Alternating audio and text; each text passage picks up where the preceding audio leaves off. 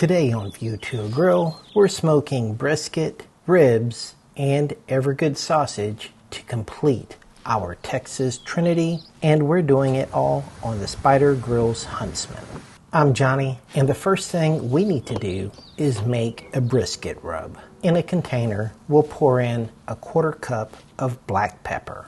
To that, we'll add a 1/4 cup of kosher salt. We'll give this a good stirring, and when I was done, I had a rub that looked like this. Our rub is ready to go, so now we need to prepare our brisket. What I have here is a pre-trimmed HEB brisket. Even though the brisket is pre-trimmed, we still have a little bit of work to do. I'm just going to trim this brisket to give it a nice uniform shape. I'll also trim off any additional fat that I don't want.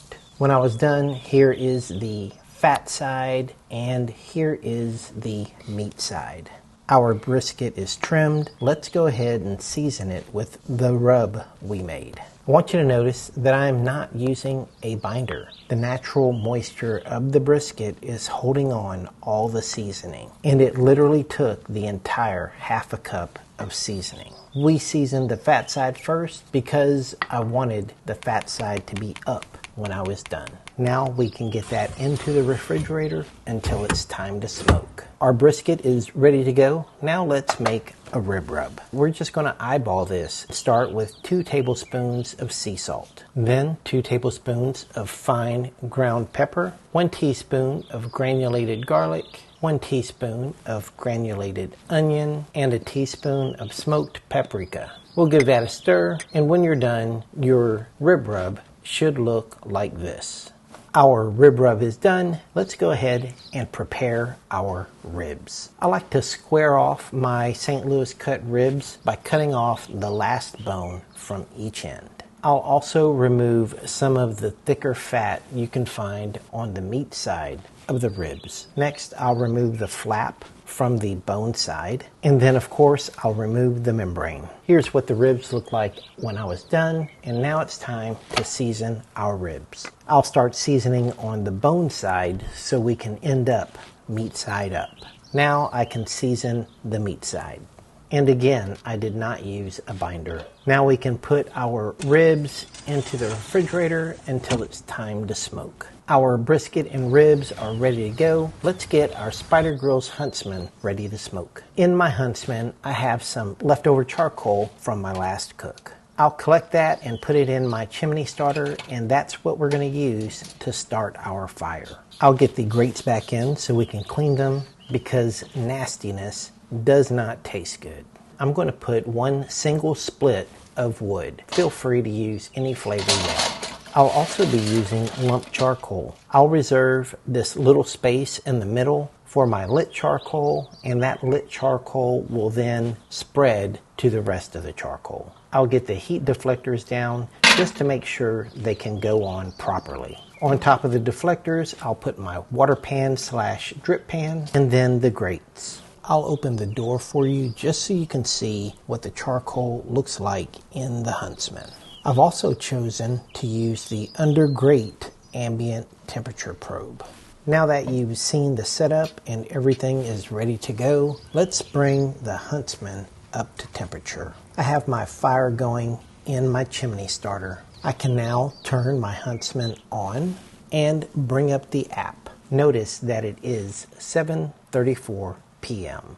Once we see that our charcoal is starting to ash over, we can get it into that space we reserved earlier. I'll just tap that charcoal down so we can get our heat deflectors on properly. Now we'll go in with the water pan and then the grates right on top of that. Let's close the lid and set our target ambient temperature to 220 degrees. Our bottom vent is fully closed and our top vent is slightly open. Now we can let our Huntsman come to temp. In case you didn't know, I have an Instagram page. Follow me at View to a Grill and I would appreciate it a lot. Now that we have everything ready, let's get our brisket on the grill. Now if you notice, we have good smoke coming out of our top vent. I'm going to go ahead and put my brisket on even though we're not at temp because we already have good smoke. I'll add water to the drip pan and put the brisket on. We'll get our lid closed and look at this. It is now 8 o'clock in the evening. It's been a long day and I'm ready for bed. So at 9:30, I went ahead, opened the lid, gave it a good spritz, shut the lid, and I won't look at this again until I get up the next morning. It's the next morning. Let's check on our brisket. First, let's take a look at the performance graph. Here's our graph, and here's where I put the brisket on. The next dip is where I spritzed, and then we had a little tiny dip, not sure what was going on there. And then the Huntsman did a great job at temperature control until right before I woke up, there was another small dip. I'd say that's a pretty successful overnight cook. I'm figuring I'll need to add some charcoal. And at this point, I am just as interested as you are to see how much charcoal burned overnight. And I'm pretty impressed. Now I'm going to get all of this charcoal pushed to the back and start adding more charcoal right under the heat deflector.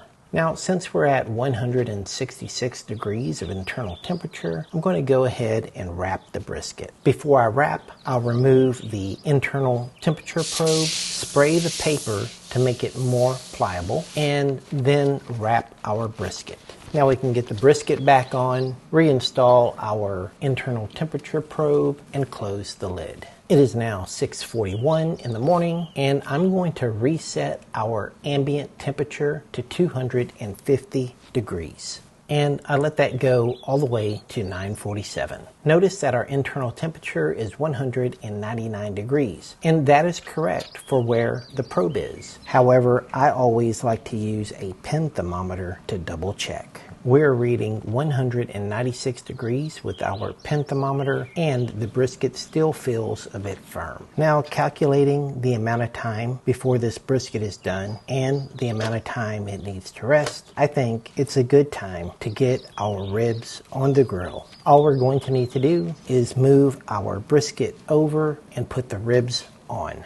It is now 10:29 in the morning, and we're going to check our brisket. We have a point reading of 196 degrees and a flat reading of 205 degrees. The probe is going in easily, so it's time to remove our brisket so it can rest. When resting my brisket, I use one of these little foldable chill chest boxes, and I've had this one for about 3 years. I normally put a pan on the bottom to catch any drippings. Now, let's go get our brisket and put this baby for a little brisket nap. I'll just move my ribs into the middle of the grill and close the lid. Let's check on our ribs. I like to start by picking up the ribs right in the middle. For me, I'm mostly looking for flex. The ribs are sticking a little, but that's no problem. Just gently shake them until they work free. I'm going to pick them up right in the middle. What I mostly look for is flex.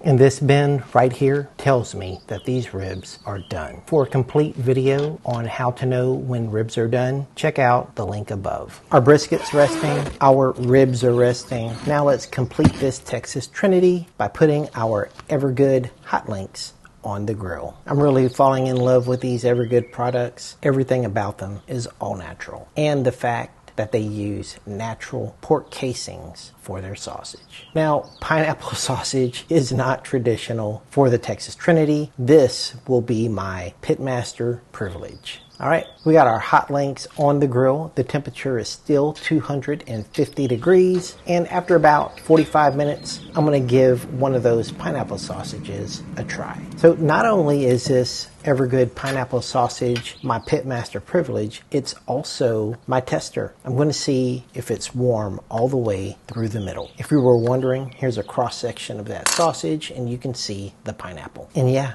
that's some good sausage. I'd let them go for another 15 or 20 minutes and then remove them from the grill. Now our ribs and brisket still need a little time to rest. I'm just going to throw these sausages right in the box until the ribs and brisket are ready to slice. Now this brisket has probably been resting about 6 or 7 hours at this point. Let's give it a cut and see how it looks. All right, we have some juices flowing and I'm moderately satisfied. We'll give this a few slices, and yes, we do have that drape that we're looking for. Now let's put together this Texas Trinity platter. We'll start off by laying down some of that smoked brisket. Now we can get our ribs, slice them on the bone side so you can see the direction of the bones. Now let me give you a quick look at one of the ribs. You can see that it has a pretty deep smoke ring and there are a lot of juices on that rib. I'm just going to put the whole rack of ribs right there on the platter. And so far that's looking pretty good. Now we'll get those Evergood sausage hot links, slice them up diagonally. Now let me give you a good look at one. Beautiful, juicy, and delicious. I'll get those on my platter and we are looking good. Look at that. That's a good looking platter of barbecue. I guess I have to give you one taste test and I'm feeling brisket. Delicious.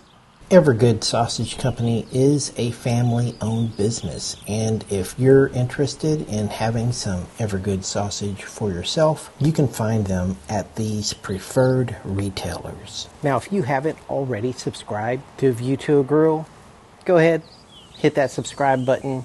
Thank you for watching. I'll see you guys next time. Take care, y'all.